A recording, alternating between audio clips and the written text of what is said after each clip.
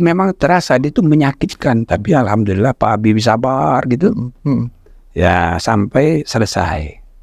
Malamnya kan diambil pengambilan keputusan. Iya. Itu kira-kira sampai jam 11 malam saya menonton di TV bertiga. Siapa saya, Prof? Jadi Pak Habibie, Ibu Ainun dan saya di rumahnya. Di Patra Kuningan. Di Patra Kuningan. Jadi saya menemani gitu. Nah, begitu keputusan puting gitu, kalah suara gitu. Pidato pertanggungjawaban ditolak. Pak Habibie Termasuk Golkar tolak kan? Golkar juga. Banyak yang Golkar menolak. Iya. Tolak Golkar. Walaupun tidak semua ya. Iya, iya. Oh, ini waktu itu ada perpecahan di Golkar, ada geng Irama Suka dan geng Iya, Non. iya. Itu ya, Prof. Ya. Nanti bisa jelaskan konteksnya. Pak Habibie ini kan memang bukan politikus. Dia orangnya orang baik aja. Jadi sebetulnya Akbar Tanjung kita kan yang mendukung dia menjadi ketua umum. Tapi bayangan dia tetap mensesnek sebagai ketua umum partai. Tapi Pak Habibie nggak mau. Harus kan baru reformasi nih. Ya kan semangatnya itu jangan anti KKN dan sebagainya. Jadi tidak boleh. Saya kan Golkar juga dulu. Begitu suruh milih. Nah, padahal nggak ada undang-undangnya tuh. Termasuk misalnya percepatan pemilu kan nggak ada undang-undangnya. Membentuk KPU nggak ada undang-undangnya. Ya maunya Pak Habibie aja. Ya kan? Dengan menampung aspirasi rakyat. Maka dibikinlah percepatan pemilu dan kemudian larangan rangkap jabatan gitu kan. Jadi diciptakan norma dan etika baru di situ ya, Prof. Nah, maka teman-teman di Golkar itu ada yang tidak puas. Nah, inilah dikilik kan. Sementara kelompok oposisi, dia masih yang kota oposisi. Dia juru bicara oposisi. Juru bicara. Oh, paling keras nih ya. Iya. Nah, gitu kan. Nah, jadi setelah hitung-hitungan suara kalah. Ya, ada Pak Habibie kelas. Saya yakinkan sambil nonton itu marah-marah kan. Pak, sabar. Ini kan hanya pertanggungjawaban. Untuk pemilihan presiden itu Bapak tetap eligible. Kan nggak ada alternatif, saya bilang. Nggak bisa, saya nggak bisa. Silakan saudara ngomong sama Amin Rais, ngomong sama Akbar. Marah-marah dia. Saya bilang, Pak, ini kan dua hal yang berbeda, Pak. Ini laporan pertanggungjawaban. Satu hal, ini lain lagi. Jadi jangan putuskan emosional begini. Saya nasihat gitu kan. Tapi dia udah saking tersinggung gitu. Pokoknya dia tidak mau. Nah akhirnya karena udah nggak ada alternatif lagi, itu kira-kira udah hampir jam 11 lebih itu. Pak, begini Pak, Bapak jangan putuskan sendiri. Kalau mohon kalau bisa Bapak adakan pertemuan, undang semua, termasuk Gus Dur, Amin Rais, Akbar, semua diundang ya. Amsahas, semua saya sarankan supaya diundang. Tidak masuk Yusril ya waktu itu ya.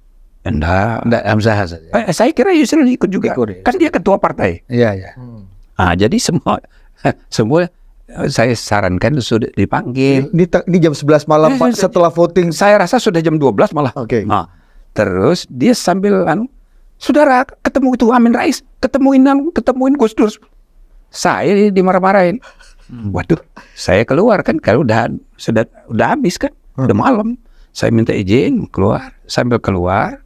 Dan tidak ditemui kesepakatan waktu itu. Iya, enggak. Dia tidak mau mengadakan pertemuan pun, manggilin itu ngundang, enggak mau.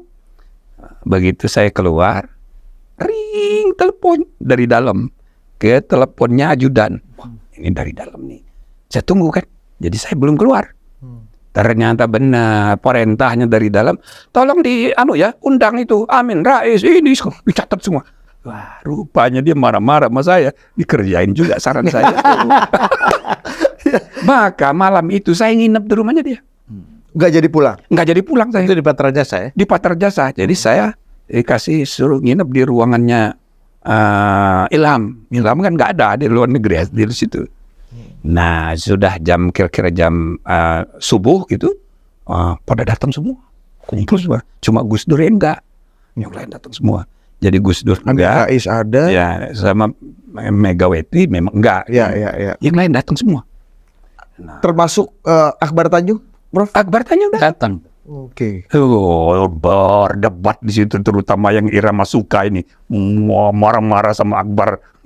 Siapa aja Prof? Eksponen irama suka yang ada? Iya, yang paling keras itu namanya Marwah Daud. Marwah Daud Ibrahim. Tunjuk orang Bugis kan, Iya. marah-marah. Perempuan tuh marah-marah. Jadi Akbar jadi sasaran. Saya Pak Habib menenangkan. Nah, kesimpulannya udah begini aja. Saya tidak bersedia lagi. Dia bilang begitu. Nah, silakan saudara tentukan. Nah, pilihannya apa, Amin Rais atau Akbar Tanjung. Nah, jadi udah Amin aja. Amin Rais. Dan dia ketua MPR. Akbar nih gitu-gitu kan.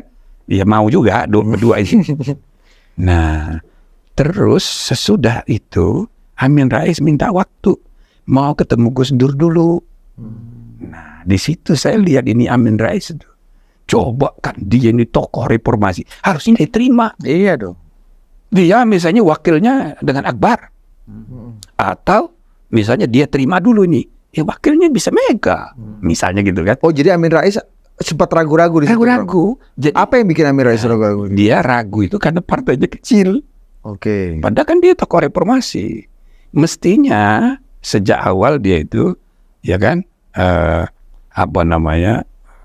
sebagai alternatifnya, biar Gus Dur yang jadi ketua MPR, Akbar ketua DPR, dia jadi capres. Iya. Mestinya begitu, Betul.